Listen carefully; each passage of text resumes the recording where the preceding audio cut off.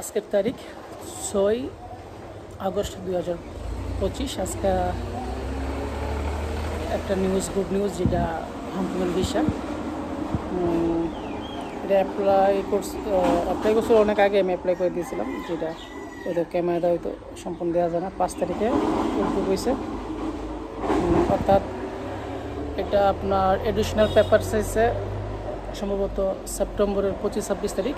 তো সব কিছু ম্যানেজ করে অর্থাৎ 5টা এডিশনাল পেপার চাইছে, PBS, double history, bank statement সব মিলাই সব কিছু যাওয়ার পরে 3 তারিখ রাইতে সব কিছু করছে।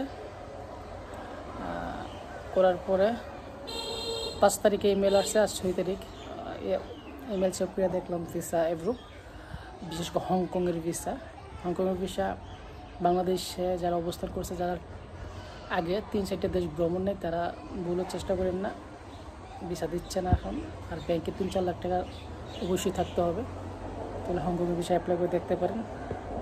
হংকংয়ের ভিসা ভেরি ইজি, বিশেষ ট্যুরিস্ট ভিসা। যদি আপনার সব পেপার ডকুমেন্ট ঠিক থাকে আর ট্রাভেল হিস্ট্রি ভালো থাকে, বিশেষ করে 3-4টা দেশ ভ্রমণ থাকলে অবশ্যই আপনি ভিসা পাবেন।